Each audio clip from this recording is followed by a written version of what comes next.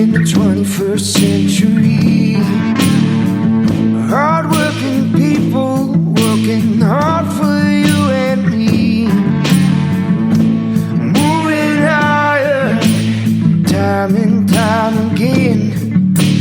Through the years you'll find us here.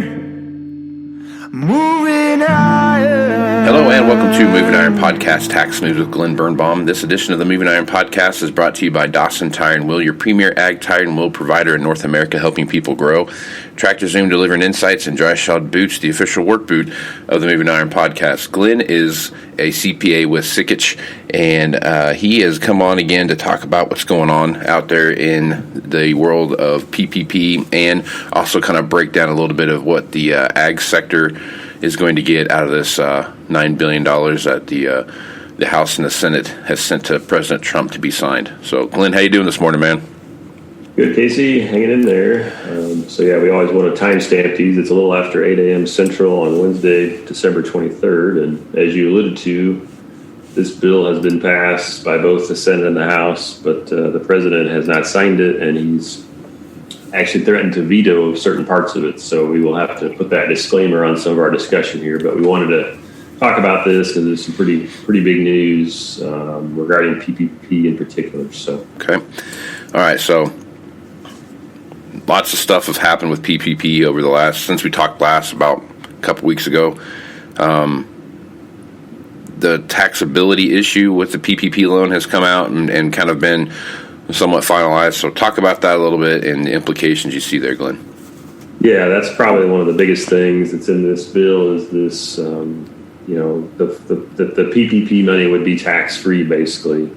So back on November 18th, the IRS had issued what's called a revenue ruling that said, well, yeah, the PPP money, the income, it's not taxable when it's forgiven, but we're going to say that the expenses aren't deductible, so the wages and things that you paid, with the PPP loan, we're going to say those aren't deductible. So that would mean that the PPP money was taxable. So Congress said, hey, that wasn't the intent. And so they have in this bill that the expenses that you pay with, PPP money will be tax deductible. So that makes the loan tax-free, and then they even addressed kind of a little more detailed issue with what's called a basis increase for like an S corporation or a partnership, that you get a basis increase, because otherwise, when you eventually would pay this cash out, which could be, next year, it could be 20 years down the road, when you liquidate, you'd actually have it be taxed as a capital gain down the road. So they even fixed that little hurdle as well. So bottom line here is that the Congress has fixed this, and again, assuming the president signs it, such that the PPP money would be tax-free as it was originally intended. Okay, so I have a question on that topic. So we do lien searches on trade-ins that come in, right? And to make sure there's no outstanding crazy things that's going to pop up and bite us. And there is a whole new kind of lien search that came out from that for growers and ranchers that got PPP loans and what that looks like. So is that kind of what you're talking about there? Is that a good example of that? Yeah, I mean, once those loans are taken off the books, I think is what you're saying. Which will be a while. The SBA hasn't really approved a lot of those, but yeah, when those loans get forgiven, and what the IRS said was, hey, it really doesn't matter when you actually file for forgiveness. It's just originally what they said was that, hey, it's going to be taxable in 2020. Bottom line. Doesn't matter. You can't wait until 2021 to file for forgiveness. So that was our concern right up until this bill got passed this week that takes that off the table, and Congress says, hey, no, our intent was this PPP money would be tax-free. Right. There's a kind of a blanket lien thing that got tossed over their equipment because of that. So there is a whole nother level of mess there because of that. So, all right. So changes in PPP, you kind of hit on that a little bit. Is there anything else you want to throw on top of that when we start looking at the stuff that's going there? So probably the biggest thing is that if you have an under $150,000 PPP loan, which is a bunch of loans. I think it's at least $3.5 million out of the 5 million loans. There is going to be this new one-page form, which has not been developed yet, but it's pretty much that rubber stamp concept that you're only going to have to provide like what the loan amount was. You're going to have to provide your estimate of the number of employees that were retained, and then an estimate of the amount you spent on payroll, and that's it. So it's going to be no documentation needs to be provided. So but it's going to be 24 days according to the bill that the SBA has to redo this form. So that's probably the biggest thing. That is, if you're under 150,000 loan, there's going to be an even simpler process to apply for forgiveness. Okay. Well, that's good. Make it easy. Yeah. You don't get that very often. No. Nope. All right. Now, part of this new $900 billion that came out, there's another PPP draw that you can get, and a second drawing that you can apply for. So I guess looking at that compared to what we've already have, I mean, how much difference is it, and is there more stipulations to start out of the gate for the second one than there was for the first one? Yeah, there's definitely a few more stipulations, and again, this is kind of the second bite at the apple kind of concept. So probably the biggest thing is that there's going to need to be a 25% reduction, at least a 25% reduction in your quarterly revenues. So, but it can be kind of any quarter. So, if your second quarter 2020, which, might be the most common quarter that you might have had a revenue decline, for most businesses, certainly ag could always be the exception to that, depending on when you sold the grain and that. But if you have a 25% decline in your second quarter 2020 revenues as compared to your second quarter 2019 revenues, then you'd be okay. You'd be eligible for this. But it can be any quarter in 2020. The other thing they did is they made it 300 employees, a maximum, instead of 500. So that's trying to go for a little bit smaller companies. They are opening it up to some other types of nonprofits, like chambers of commerce and economic development type organizations. Mm-hmm. So that's a change. They're very clearly saying, hey, no publicly traded companies. Those aren't eligible. But the essence of it, it's still based on 2.5 times your monthly payroll. That's still the loan amount, except for restaurants and hotels. And so restaurants and hotels, it's going to be 3.5 times your monthly payroll. So they're making a better deal for those types of businesses. Mm-hmm. Other than that, there is still going to be the 60% requirement that you got to use that money on payroll. The period is going to be, they're going to basically extend it until March 31st, 2021. So, that's how long they'll have to apply, unless the money runs out before then. And then the overall limit originally was $10 million, quite a high limit for the loan size. And the limit would now be $2 million. So those are probably the biggest changes right on PPP second draw. They put a few more stipulations in place there to more well define what was going to happen with who's going to get what. So, all right, one of the big things that you talked about on a tweet maybe last week was how the provisions for the PPP loan for farmers switched from gross to net and what that looked like. So that's a pretty big deal when you start looking at it. And I guess as you take a look at that, how much impact do you think that's going to have on farmers and what they decide to do with maybe going down the road with some of these PPP loans? Yeah, so this, it's definitely a big change, but there's an overall cap on this. So this is for us, basically your Schedule F farmer, your sole proprietor farmer and just to keep it simple, that doesn't have any employees. Previously you had a PPP loan that was based on 20.833%, that's 2.5 divided by 12, but 20.833% of your net Schedule F income on 2019. So basically, kind of looked back, what was your 2019 Schedule F? You took that times, basically 20%. And so if you didn't have much net farm income, if you only had $10,000 of Schedule F income, you only got roughly a $2,000 PPP loan. Well, what they did is in this new law, they said, hey, no, we're going to make it 20% of your Schedule F gross receipts. So you might think, wow, that's a big number. Well, but it's still limited. Okay, so you're only going to get a maximum loan of $20,000, $20,833 to be exact. So if you at least had $100,000 of gross receipts on your Schedule F, which any farmer that I know has at least $100,000 of gross receipts, you're going to get a maximum loan of $20,000. So, if you only got a $2,000 loan originally, you could get that extra $18,000. Kind of go back to the bank and request a larger loan. So, how many people will do that? What's the process going to be? It's probably going to take a little while to make that happen. But all this, the main reason they put this in is because, in my example, let's say you had $10,000 on your Schedule F, but you might have had $90,000 gain on your 4797 form. And that's as a result of trading off equipment, right? Mm-hmm. And so in total, that farmer's income might have been $100,000, but on Schedule F, it was only $10,000. So that's why they tried to put it in there, is to maybe try to equalize that a bit. But anyway, so that's, is it worth it? Certainly if it's maybe only $1,000 or $2,000 or $3,000, you're probably not going to go back to the bank. But it will be an option that people can do. Okay. So there's some options there, I guess, to kind of increase some cash flow if you need to. Yep. Okay, so now let's talk about this. So in CFAP, they had some dollars per acre things thrown around there, and they kind of rehinted to that again in this new bill. Talk about that a little bit and what you see there. Yeah, I haven't dug into this a ton, but just looking at some other sources that are out there.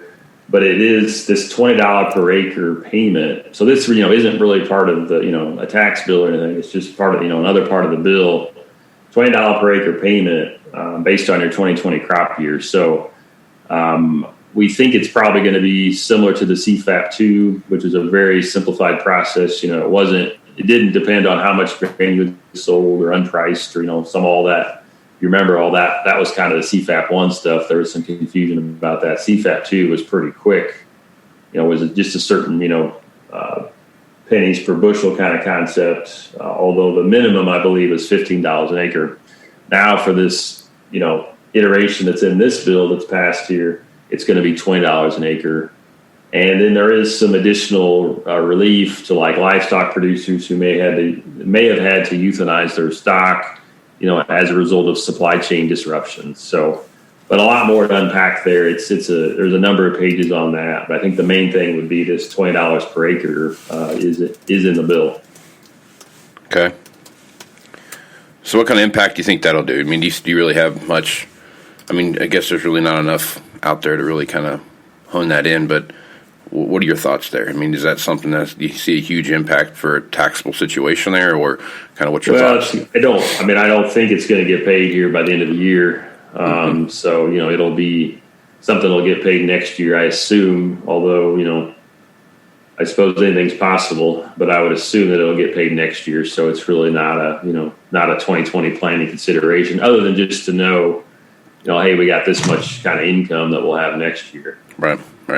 So obviously you need to go talk to your tax professionals about the stuff we're talking about here and what this looks like. But Glenn, as you take a look at, with 6-8 days to go before the end of the year, what does this look like for the tax returns that you've done thus far this year for 20? And this stuff that came out today, how much is that going to change what you see happening as far as what you need to do for the 2020 tax season? Well, it's a good question. It's hard to answer because the bill still hasn't been signed yet, right? Mm-hmm.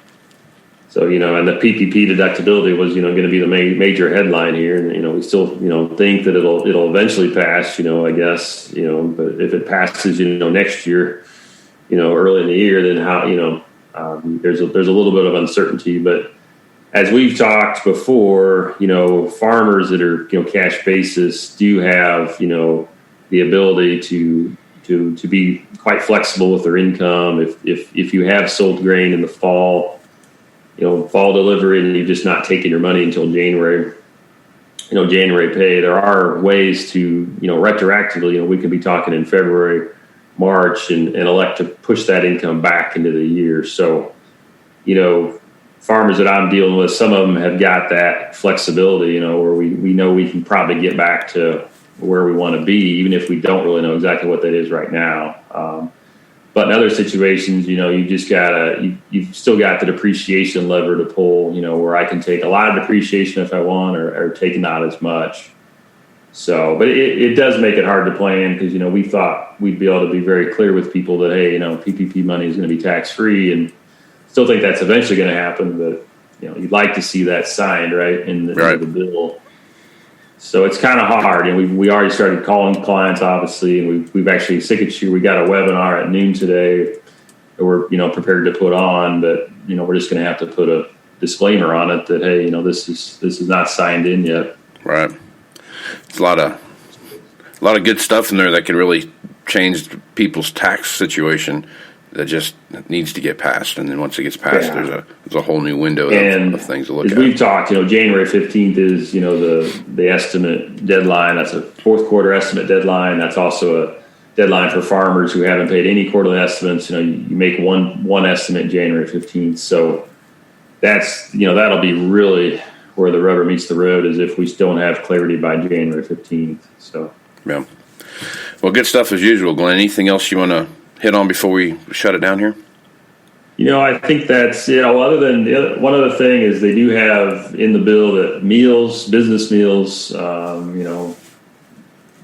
are meals that are provided by a restaurant, it says in this bill. So assuming that, we can keep our restaurants going, but meals will be 100% deductible. So right now they're 50% deductible, but they will be 100% deductible in 2021 and 2022. So this would not affect 2020, but something for 2021 and 2022 to keep in mind. I think it's a way to hopefully encourage people to get back to doing restaurant meetings, but business meetings, probably more designed for the bigger corporations to, I guess, maybe incentivize them to do things in 2021 and 2022 to keep the hotels and the restaurants going. So that's part of this bill as well. Because that was a pretty big change in whenever it was 2019 or 18 or whenever they passed that last big tax reform bill, right? Because that was something that was not deductible, correct? Glad you brought that up, because meals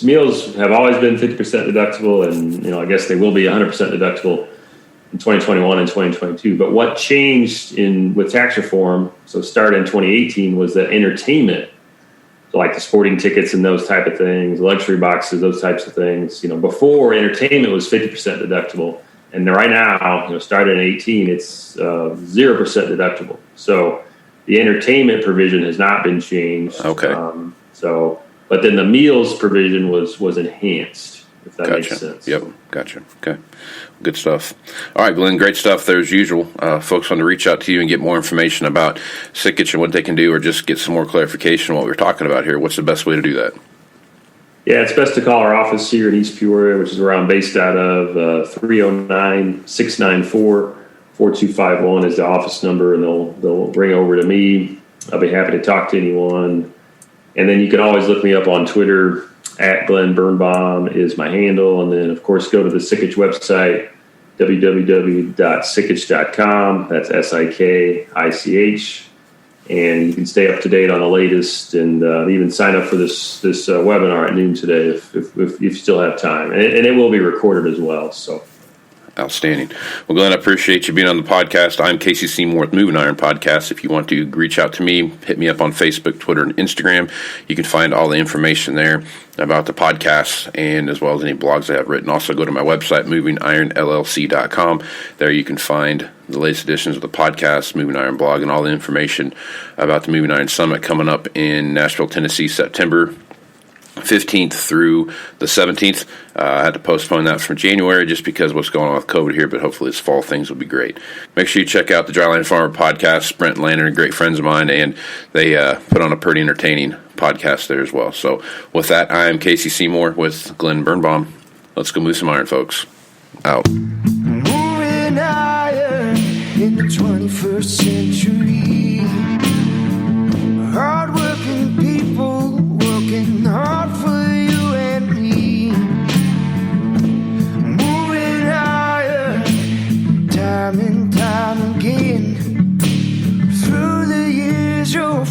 us here.